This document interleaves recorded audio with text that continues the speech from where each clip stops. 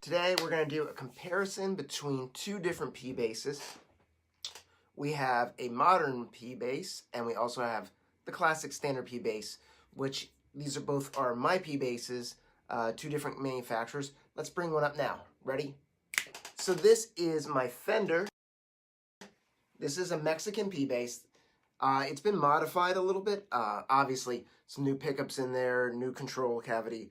Also, different bridge on here. Now, the hardware is standard hardware. This is still the standard Hipshot hardware. Hipshot hardware. This is still standard Fender hardware. This is a really cool bass. I like the way this bass sounds. This was, it's a made in Mexico bass. What's the difference anymore other than the parts? And once you swap out the parts, it essentially becomes an American P bass. This bass has a really nice tone. We're going to talk about that. The other bass I have is this one right here. So this is, I'll pull the foam out for now. We don't need that. This is my Music Man Cutlass. So this is one of Leo's other kind of quasi-kids. This is a unique bass. We're going to go over the fundamentals of it. We're going to talk about just some of the changes, because I'm going to show you some of the differences between just the way that the bass is designed. Is this really a P bass? It's got a split P pickup, but does it feel like a P? And that's something that I've been kind of pondering the last couple days, and I've been having some conversations with some other friends of mine who are builders, real builders. They build them from wood up. So these are some really interesting thoughts. So we're going to talk more about that in a little bit. Let's get back at it, and we're going to start with this in 3, 2, 1. The first thing I want to show you with these basses, so some of these things are modified, but most of the things I'm talking about here are not things I've changed other than the pickups. Pickups in a P bass have a certain sound. These are the Nordstrom pickups, so you can't really justify this, but this bass I think ran me, it was a scratch and dent. I got it off a musician's friend because I just needed a P bass. And if you were to build this yourself, probably run you about $800, maybe $900 with a scratch and dent. With the Hipshot, using the Hipshot bridge, Nordstrom pickups, pots were like nothing. The pickguard was, I changed it out because it had that anodized, ugly gold pickguard, because this is the 50s reissue. And then the strap locks. Strap locks are definitely a must. I didn't switch out any of the Hipshot or the tuners because I left them OEM. And they're both labella flats. Now, the hardware is the hardware. With this, I want to talk about the neck. So the neck shape on this is almost like a flattened D shape versus the Music Man, which is a C shape. If you look at the back of that neck, it is quite different. The Music Man on the gig felt a little odd because the neck is kind of too slim. It's a deep, thin C, which made it feel a little weird. When I was playing it on the gig, it almost didn't feel natural. It was a little, it would take a little while for that to get comfortable. With the P bass, I mean, P bass is standard. It is what you expect it to be. It is a chunky neck, and it feels like a P. When you look at pickup placement, so let's do some measuring here, and I brought the ruler. Oh, yeah, the measuring tape, not the ruler, because I was curious as to see where that was in relationship to the end of the fingerboard. It looks like if we come here and we set this up, we're looking at about, yeah, that's what I thought, about 4 inches from the top of the pickup on the E side, and on the G side, we're probably looking closer to 5 inches. If we switch over to the Music Man, let's see, is really everything for that sound. And here, it's slightly shorter. It's about a ½ an inch shorter on that side. And on this side, we are looking at, again, ½ an inch closer to the fingerboard.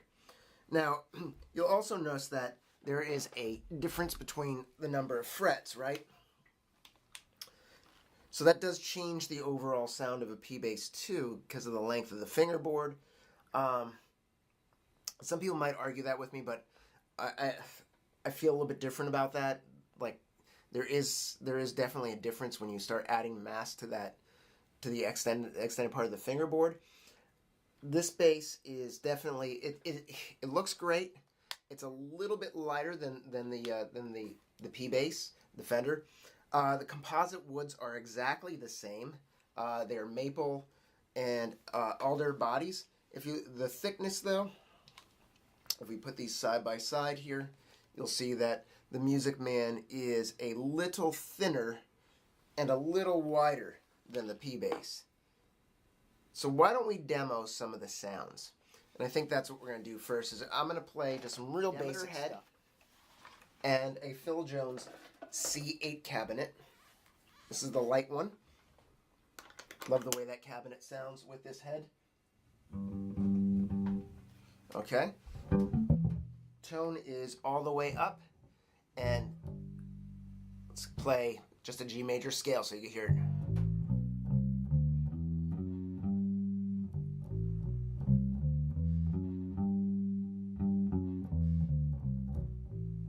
So what we're going to do is I'm going to start rolling some of the tone off. This is midway.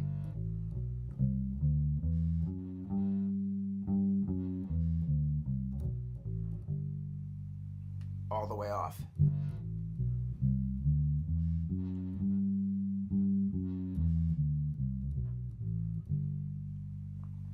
Bring the tone knob all the way back up, and let's extend that scale all the way up.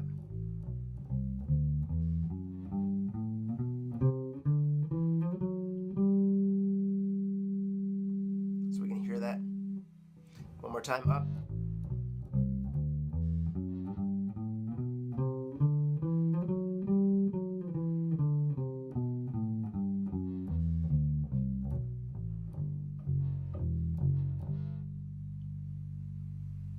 That was with the tone fully open, fully on.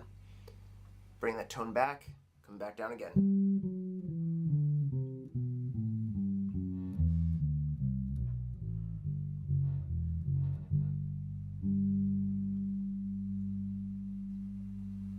Bring the tone back up. This is a great bass. I've had this bass for a few years. I use it for a lot of session work. It sounds great. It works very well for what the money was for it. Now the question is the Music Man worth the investment? If you're going to buy it new, you're looking at about $2,100 from Musician's Friend or from one of the Reverb or something like that. You can find them used, which I found this one well, my wife found it used for me. And it's an interesting bass. It has an interesting sound. Is it a replacement for the P bass? It's a good question for this. So let's take a listen to it. So let's pop this one out and let's switch in the other one. So in Music Man fashion, the jack is on the bottom versus the jack being on the top in the pickguard. Everything else is top mounted. There is no battery. This is a passive bass. It has two controls, just like the P bass. This does change the wear and tear on the pickguard, though. Having it mounted on the bottom makes more sense. Let's go back in here. And we're going to set that to the same again. So here is the Music Man doing the same pickup, same thing. Volume is up. Tone is all the way open. Coming back. Up again.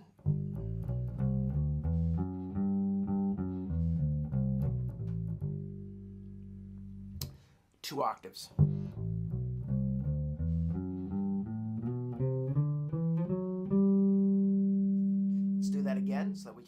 hear that?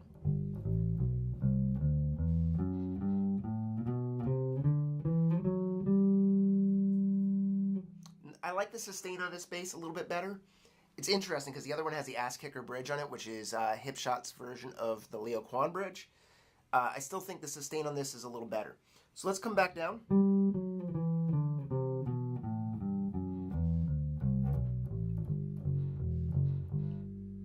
Let's roll that tone midway like we did with the P.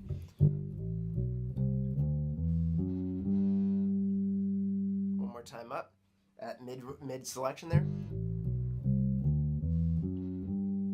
Let's roll it all the way back.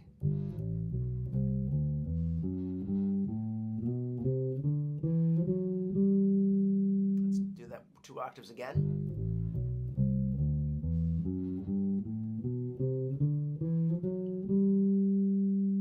Let's come back down.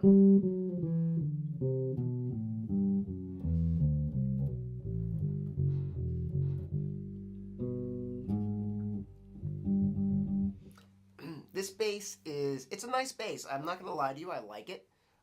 It is not my go-to bass. My M bass is definitely my go-to bass for gigs and working. This is a good bass if you need another P bass and you need a 4-string to pull out to meet that P bass need. Now, if you already have a P bass, and that is, the Music Man pickup is what made me interested in this, is that it's a split coil, but it's a humbucking split coil. And you'll notice that there is no hum. Before, when I took my hand off my Fender, I got a hum there, because that one is not hum canceling. That's more traditional. This bass does sound good. However, I feel like the profile of this neck is a little weird, and that can be adjusted by adjusting the strap, because when I was playing it, I wear my strap high. So if I bring my strap down, I can actually adjust that a little bit. And that might only be like, you know, 1/2 an inch to really find where that works. The bass does sound very good.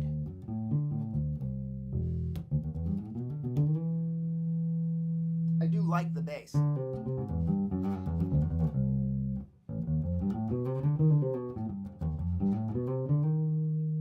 It's got a really nice tone for a maple neck. Not one of my favorite tone woods, but the maple works very well for what you're looking for this bass.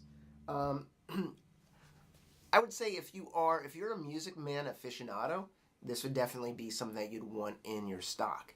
If you are a Fender guy,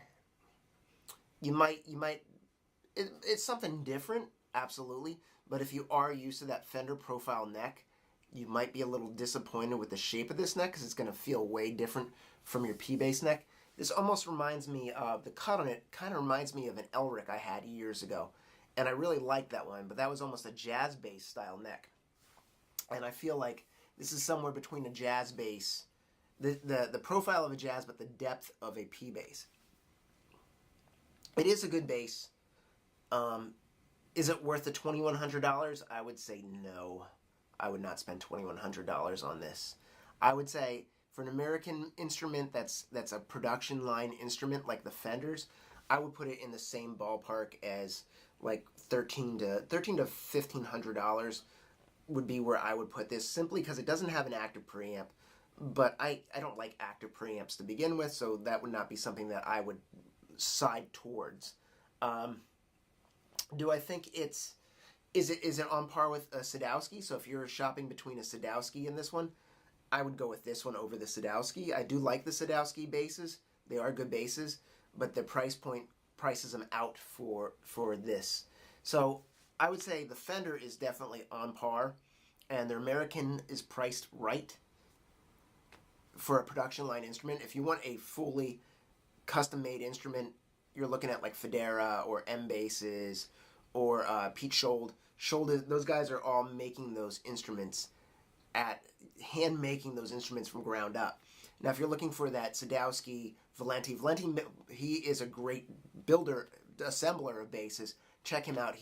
For the price point and the feel, very much on par. So I would say I'd probably go Valenti, Fender, Music Man, Sadowski, just because of the price points. And Nino's actually a really good guy, and you know, if you are looking for that style in that price point, he's going to be your guy for that. But the Music Man overall, I'm not going to kick it out. I'm going to get used to it and play it for a while. However, I think that the Fender is still going to probably be my go-to for 90% of those gigs where somebody wants that retro sound and they're looking for that P bass kind of feel. This will probably come into play at some point. Like I said, it is a nice bass. Definitely worth checking out if you get your hands on it. My Fender is, you know, the Fender is always a good bass, and growing up I always hated Fenders because I always felt like they were overplayed. But this one is definitely that you need a P bass. Going out on tour and like somebody saying, hey, do you have a P bass? And you're like, no, that might be a reason for them not to hire you. So you definitely want at least one P bass in your arsenal. So guys, I'm Steve the Bass Guy. This was kind of my